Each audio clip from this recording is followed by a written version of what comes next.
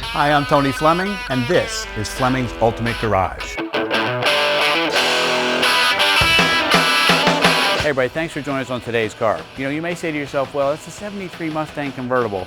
What's the big deal about it? Well, I'll tell you what the big deal about it is. Although they didn't make a Mach 1 convertible here during this time, it's so cool that we went ahead and we decided to pull a Marti Report. So we ordered the report on this car to talk about it. Now keep in mind that during that year they probably built a couple 100,000 Mustangs still, right?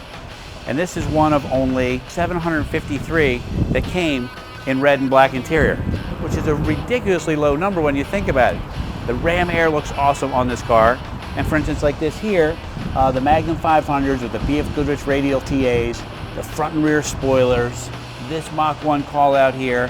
Inside here you can't see it, but in there is power disc brakes. All right. And when I open the hood, I'll show you a couple other great features about this car. And you know what, man? This is one great looking muscle car. First off, it goes down the road awesome. It's got the big 351 in it. All right, so they've got plenty of power, and it's luxurious, meaning that it still has muscle car feel and sound, but it's a comfortable car that you can take for a drive and go someplace. So why don't we walk up here real quick? We'll take a quick quality paint check and make sure we're okay. And here you can kind of see how nicely you can see the letters. Let me give you a little bigger spot.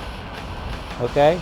Now you're not going to see it in this spot here because this is satin black and it's painted the correct way that it's supposed to. And you know what? This is exactly why I show this to you all the time, and I want you to see it real quick. Come check this out. Like, see how you can't see everything perfect in there? You just can't. There's nothing you can do to make it better because that's satin paint, and that's the way it's supposed to look. Shiny paint can give you distorted pictures also, but it doesn't mean that when it gets to your house, it's going to be really shiny. So anyway, why don't we do this? Let's take a peek under the hood, and I'll show you some of the detail there, because under the hood, it looks great. All right, let's take a peek under the hood. I get excited about these cars because I love this. And these are open in here, and they have the Ram Air flaps in them. So this is a true Ram Air system setup. It's not just a hood. So, like, check this out.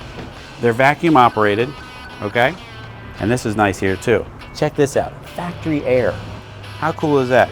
It's got the Ram Air air cleaner, the Ram Air setup in here to keep water out, so when you floor it, those doors open up. The fresh, cold air from outside gets shoved right inside the engine, and you pick up that extra power. Here's a thing, too, that to some enthusiasts they might notice and some might not, but here's something interesting. Check this out right here. This right here, the power steering cooler. Typically, you got those on cars that were either really high performance or they were cars with the police package to keep everything, the fluids and things like that, because they had such super duty usage. You want to keep things as cool as possible so that things last a little bit longer. And it seems to me from the size of the radiator to this here and everything inside that this car was designed to go that way. I think it looks really great. And I think it just came out awesome. So nicely detailed and really ready to go with working turn signals, horns, the AC blows cold, the power convertible top, power steering, power disc brakes. Nice. All right, this is nice too back here. So you got some big exhaust pipes hanging out the back. You got that nice kind of Mach 1, a honeycomb rear tail panel insert. You got the rear spoiler on the pedestal mount. And this just has a nice look from behind. Okay, let's take a peek in the trunk. We'll see how detailed it is. Okay, so the trunk is all detailed. You got a subwoofer in here, and the reason I was pausing for a second is I was getting ready to say that, in these cars here that are kind of authentic looking, they didn't have great sound systems. And although the exhaust is really great for long cruises or hanging at a show or whatever, you got to have some tunes. And this car, believe it or not, is nice in the sense that it does have some of those luxury things like air conditioning and what have you, but also has an upgraded sound system too. So you really have nothing left to do to this car other than put a key in and drive it. It's even got a spare tire in there. All right, let's take a peek inside for a second. I will say this to you though. The 73 Mach with the Ram Air hood and kind of the looks of the Magnums and things like that, I think looks great. The one thing they really did a nice job on is the interior. It's an updated version of some of the earlier 60s Mustangs, and it offers some comfort and a little bit of room behind you here, that you could take your kids out in. Like, check this out. You have all this back here that's not eaten up by the convertible top and things like that. So somebody can actually go with you in this car. You're not going by yourself. And that's kind of the experience, is kind of sharing it with somebody. I want to show you a couple small things. For instance, like the map light works. I know this sounds like, what's the big deal? What's the big deal? You're absolutely right. But these are the things that make restorations real restorations. Seat interiors are all new, right? Like this right here, check this out. Even the clock is working. All right, you say, well, why is that a big deal? Well, the big deal is those freaking clocks didn't work 30 days after you bought the car, and they certainly aren't going to work 30 or 40 years later. If you're going to restore a car and you're going to spend a lot of money, then that's what you do. You make sure that the clock works. You make sure that the gauges work, that the lights light up on here. This has a 120 mile-an-hour speedometer. Got plenty of gauges on the side, the power top. All the pedal dress up is new. It's got the factory console. Gotta have a console in a car. This is aftermarket here.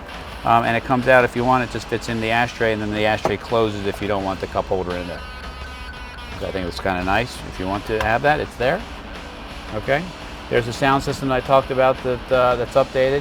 How about I go ahead and start it for you so you can hear what it sounds like.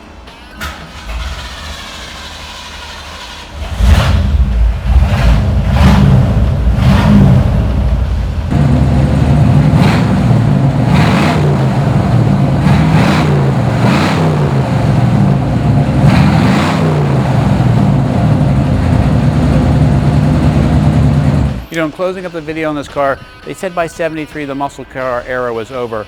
I think this car definitely says it was definitely not over. First off, it's got performance. It's got some great features, even some cool stuff off of the Marti Report to make it authentic and maybe being a car that there's very few of. For instance, like this has the competition suspension on it.